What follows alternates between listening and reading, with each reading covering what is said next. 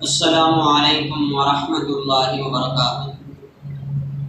الحمد للہ رب العالمین والصلاة والسلام علی رسولہ الکریم، اما بعد۔ قال معاذ بن جبل رضی اللہ عنہ: فاحتسبوا نومتی کما احتسبوا قومتی، رواہ البخاری۔ محترم حاضرین، ابھی جو حدیث پڑھی گئی یہ صحیح بخاری کی حدیث ہے اور حدیث نمبر ہے 4341، 4340 پر 1۔ اس حدیث کی روشنی میں ہم آج یہ بات جاننے کی کوشش کریں گے کہ ایک مسلمان اپنی عادت کو عبادت کیسے بنا سکتا ہے۔ ہمارے روزمرہ کے جو کام ہیں ان کاموں کو ہم عبادت کیسے بنائیں۔ ہمارے دن اور رات، صبح اور شام، لیل و نہار اور شب و روز کے جو کام ہیں ان کاموں کو ہم عبادت کیسے بنائیں۔ تو دیکھیے، ہمارا جو بھی کام ہے، جو بھی عمل ہے، جو بھی عادت ہے، اگر اس میں دو چیزیں پائی جائیں تو ہمارا کام، ہماری عادت، ہمارا عمل عبادت بن جائے گا۔ اور وہ دو چیزیں کون سی ہیں؟ پہلی چیز ہے حسن نیت، اچھی نیت، اور دوسری چیز ہے کہ ہم جو کام کر رہے ہیں وہ کام مباح ہو، جائز ہو، حلال ہو۔ اگر یہ دو چیزیں ہمارے کام میں، ہماری عادت میں، ہمارے عمل میں آ جائیں تو پھر ہمارا ہر کام، ہماری ہر عادت اور ہمارا ہر عمل عبادت بن جائے گا۔ جیسے ہمارا کھانا پینا عبادت بن جائے گا، ہمارا سونا باعث اجر و ثواب بن جائے گا، ہمارا جو محنت و مزدوری کرنا یہ باعث اجر و ثواب بن جائے گا، ہمارا ڈیوٹی کرنا باعث اجر و ثواب بن جائے گا، ہمارا جاب کرنا باعث اجر و ثواب بن جائے گا، ہمارا اپنے بیوی بچوں کے لیے کمانا باعث اجر و ثواب بن جائے گا۔ الغرض دن اور رات میں ہم جو بھی کام کرتے ہیں ان کاموں میں اگر یہ دو چیزیں آ جائیں تو ہمارا ہر کام عبادت بن جائے گا اور ہر کام ہمیں اجر و ثواب دینے والا بن جائے گا، ہر کام ہمیں نیکی دینے والا بن جائے گا۔ اب آئیے حدیث دیکھتے ہیں۔ بخاری کی حدیث ہے کہ اللہ کے نبی صلی اللہ علیہ وسلم نے حضرت معاذ رضی اللہ تعالی عنہ اور ابو موسیٰ اشعری رضی اللہ تعالی عنہ ان دونوں کو یمن کی طرف بھیجا۔ یمن کیا چیز ہے؟ یمن یہ ایک ملک ہے، یہ ایک کنٹری ہے۔ جس طرح ہندوستان ایک ملک ہے اور اس کے 20/8 28 اسٹیٹس ہیں، اسی طرح یمن کے اس وقت 2 اسٹیٹس تھے، 2 صوبے تھے۔ تو اللہ کے نبی صلی اللہ علیہ وسلم نے یمن کو حضرت معاذ کو ایک اسٹیٹ کی طرف بھیجا اور ابو موسیٰ اشعری رضی اللہ تعالیٰ عنہ کو دوسرے اسٹیٹ کی طرف بھیجا، دوسرے علاقے کی طرف بھیجا۔ اچھا، یہ جب دونوں اللہ کے نبی صلی اللہ علیہ وسلم ان کو مدینے سے رخصت کرنے لگے تو جانے سے پہلے ان دونوں کو نصیحتیں کی اور نصیحت کرتے ہوئے یہ کہا کہ یسرا ولا تعسرا، کہ اے ابو موسیٰ اشعری رضی اللہ عنہ اور اے معاذ بن جبل رضی اللہ تعالی عنہ، تم دونوں لوگوں پر آسانیاں کرنا، لوگوں پر سختی نہ کرنا، لوگوں کو مشکل میں نہ ڈالنا، لوگوں کو پریشان نہ کرنا۔ اور دوسری نصیحت کی کی کہ وبشرا ولا تنفرا، اور تم دونوں لوگوں کو خوشخبریاں سنانا، بشارتیں سنانا، ایسی بات بتانا جس سے لوگ خوش ہو جائیں۔ اور تیسری نصیحت کی ولا تنفرا، اور تم دونوں لوگوں کو متنفر نہ کرنا، لوگوں کو الگ الگ نہ کرنا، لوگوں میں نفرتیں نہ ڈالنا، لوگوں میں دشمنیاں نہ پیدا کرنا۔ یہ نصیحت کر کے اللہ کے نبی صلی اللہ علیہ وسلم نے حضرت معاذ اور حضرت ابو موسیٰ اشعری رضی اللہ تعالیٰ عنہما کو یمن کی طرف بھیجے۔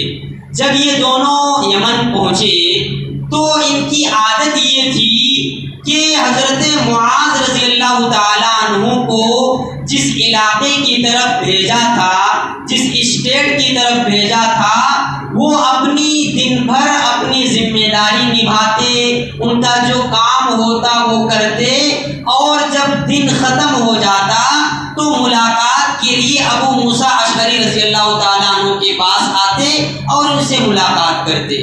ایک دن ایسا ہوا کہ حضرت معاذ رضی اللہ تعالیٰ عنہ نے دن بھر اپنی جو ڈیوٹی ہے، اپنی ذمہ داری ہے، اس کو پورا کرنے کے بعد ابو موسیٰ اشعری رضی اللہ تعالیٰ عنہ کے پاس گئے ان سے ملاقات کرنے کے لیے۔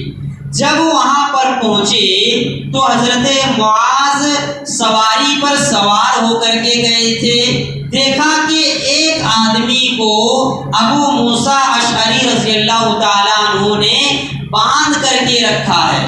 تو حضرت معاذ سواری پر ہی بیٹھ کر کے کہنے لگے کہ اس آدمی کا جرم کیا ہے، اس آدمی کا گناہ کیا ہے، کیوں اس آدمی کو باندھ کر کے رکھے ہو؟ تو ابو موسیٰ اشعری رضی اللہ تعالیٰ عنہ نے کہا کہ یہ آدمی مرتد ہو گیا ہے۔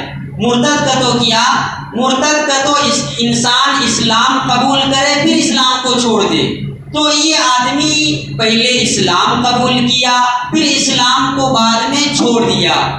تو ابو موسیٰ اشعری رضی اللہ تعالیٰ عنہ نے جب یہ وجہ بتائی تو حضرت معاذ رضی اللہ تعالیٰ عنہ سواری پر ہی بیٹھ کر کے کہنے لگے کہ لا انزل حتی یقتل، کہ جب تک اس آدمی کو قتل نہ کر دیا جائے میں سواری سے نہیں اتروں گا۔ تو ابو موسیٰ اشعری رضی اللہ تعالیٰ عنہ کہنے لگے کہ آپ سواری سے اتر جائیے، اس آدمی کو یہاں پر باندھا اس لیے گیا ہے کہ اس کو قتل کر دیا جائے، اس کو قتل کرنے ہی کے لیے یہاں پر باندھا گیا ہے۔ لیکن حضرت معاذ رضی اللہ تعالیٰ عنہ یہ بات نہیں مانے، پھر کہنے لگے مانزل حتی یقتل، میں اس وقت سواری سے نہیں اتروں گا جب تک اس آدمی کو قتل نہ کر دیا جائے۔ اچھا، حضرت معاذ ایسا بار بار کیوں کہہ رہے ہیں کہ میں اس وقت تک سواری سے نہیں اتروں گا جب تک اس آدمی کو قتل نہ کر دیا جائے؟ دیکھیے، اسلام کا یہ قانون ہے کہ جو آدمی اسلام قبول کرے پھر اسلام کو چھوڑ دے تو اس کو قتل کر دیا جائے گا۔ من بدل دینہ فاقتلوہ، حدیث میں کہا گیا کہ جس نے اپنا دین بدل دیا اس کو قتل کرو اگر اسلامی حکومت ہو تو۔ اسی لیے حضرت معاذ اپنی سواری سے اس وقت تک نہیں اترنا چاہ رہے تھے جب تک اس مرتد کو قتل نہ کر دیا جائے، جب تک اس آدمی پر سزا نافذ نہ کر دی جائے۔ بہرحال اس آدمی کو قتل کیا گیا۔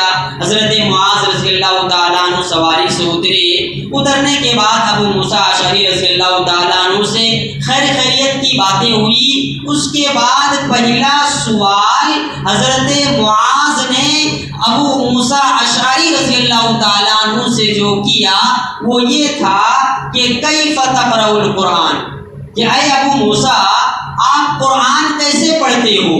دیکھیے، ایک دوست کو دوسرے دوست کے بارے میں دین کی فکر ہونی چاہیے۔ اسی لیے دیکھیے معاذ پہلا سوال کر رہے ہیں کہ اے ابو موسیٰ آپ قرآن کیسے پڑھتے ہو، آپ کے قرآن پڑھنے کا طریقہ کیا ہے؟ ہم اور آپ اگر ہوتے تو پہلے بولتے کہ آپ آرام کیسے کرتے ہو، दिन भर अपनी जिम्मेदारी निभाते हो, रात में कब सोते हो, आराम कब करते हो। हम अभी दोस्तों में मुलाकात करते हैं तो हमारी आदत होनी चाहिए कि पहले अपने दोस्त की दीन की फिक्र करें, उससे पूछें आपने नमाज पढ़ी या नहीं, आपने रोज़ा रखा या नहीं, आपने ये नेक काम किया या नहीं। ऐसे सवालात अपने दोस्त से करें, ऐसे सवालात अपने उठने बैठने वालों से करें, ताकि आपके दोस्त के अंदर आप जिनसे मुलाकात करते हैं, जिनके साथ रहते हैं, उनके अंदर दीन का एक फिक्र हो कि हाँ हमें ये काम करना है, ये नेकी का काम अंजाम देना है। बहरहाल हज़रत अबू मूसा अशअरी रज़ियल्लाहु ताला अन्हु ने कहा कि मुझे जब वक्त मिलता है मैं थोड़ा थोड़ा कुरान पढ़ता हूँ। दिन में वक्त मिला, दिन में थोड़ा कुरान पढ़ लिया, रात में वक्त मिला, रात में कुरान पढ़ लिया, जब मुझे मौका मिलता है तब मैं कुरान पढ़ लेता हूँ। तो अबू मूसा अशअरी रज़ियल्लाहु ताला अन्हु ने फिर हज़रत मुआज़ को पूछा कि तुम बताओ कैसे कुरान पढ़ते हो। तो हज़रत मुआज़ रज़ियल्लाहु ताला अन्हु ने कहा कि मैं रात के पहले हिस्से में सो जाता हूँ। रात का जो शुरू हिस्सा है, इशा के बाद मैं फ़ौरन सो जाता हूँ, और जब रात का आधा हिस्सा गुजर जाता है, जब मेरी नींद पूरी हो जाती है, तो मैं रात के आधे हिस्से के बाद उठता हूँ और कुरान पढ़ता हूँ, तहज्जुद पढ़ता हूँ, नफिल नमाज़ें पढ़ता हूँ। उसके बाद हज़रत मुआज़ रज़ियल्लाहु ताला अन्हु ने जो बात कही वो बात गौर करने की है। हज़रत मुआज़ ने कहा कि फ़अहतसिबु क़ौमती कमा अहतसिबु नौमती, कि मैं रात में पहले हिस्से में सो जाता हूँ, फिर पहले हिस्से के बाद जब मैं उठता हूँ तो कुरान की तिलावत करता हूँ, लेकिन मेरी ये नीयत रहती है, मैं अल्लाह से उम्मीद रखता हूँ कि जिस तरह मैं रात में उठ कर के कुरान पढ़ता हूँ, तहज्जुद पढ़ता हूँ, और इस पर मुझे अल्लाह से जितना अजर सवाब की उम्मीद होती है, उतना ही अजर सवाब की उम्मीद मैं अल्लाह से उस वक्त भी करता हूँ जब मैं सो रहा हूँ। अच्छा, ऐसा क्यों कि मैं सो रहा हूँ उस वक्त भी अल्लाह से मैं अजर सवाब की उम्मीद रख रहा हूँ। हज़रत मुआज़ रज़ियल्लाहु ताला अन्हु की ये नीयत होती कि मैं अभी सो जाऊँगा, फिर जब मैं अपनी नींद पूरी कर लूँगा, आराम कर लूँगा, फिर आराम करने के बाद मैं उठूँगा और अल्लाह की इबादत करूँगा, कुरान पढ़ूँगा, नमाज़ पढ़ूँगा। तो इस तरह मेरी नीयत होती है कि मैं आराम कर लूँ, फिर अल्लाह की इबादत के लिए उठूँ। तो इस तरह हज़रत मुआज़ रज़ियल्लाहु ताला अन्हु की नीयत अच्छी होती है कि मैं सो इसलिए रहा हूँ, मैं आराम इसलिए कर रहा हूँ ताकि मेरी नींद पूरी हो जाए, मेरा आराम मुझे मिल जाए, फिर मैं उठ करके अल्लाह की इबादत करूँ, कुरान पढ़ूँ। तो अगर हमारे जो दिन रात के काम हैं, सोना जागना है, अगर हम ये नीयत करके सोएंगे कि हमें फजर की नमाज पढ़नी है, हम जल्दी सोएंगे, हमारी नींद मुकम्मल होगी, हमें आराम मिलेगा, फिर हम आसानी के साथ फजर की नमाज के लिए उठ पाएंगे। तो इस नीयत के साथ अगर हम सोएंगे तो हमारा रात भर सोना भी इबादत में बदल जाएगा, इबादत बन जाएगी। हमारा ये सोना, हमारी नींद भी हमें इबादत पहुंचाने वाली बन जाएगी। लिहाजा हमारे दिन रात के जो भी काम हैं, इन कामों को हमें हुस्न नीयत के साथ करना चाहिए। दुआ रब्बुल आलमीन से अल्लाह सुब्हानहु व तआला हमें कहीं सुनी बात पर अमल की तौफीक अता फरमाए। आमीन। अस्सलामु अलैकुम व रहमतुल्लाहि व बरकातहू।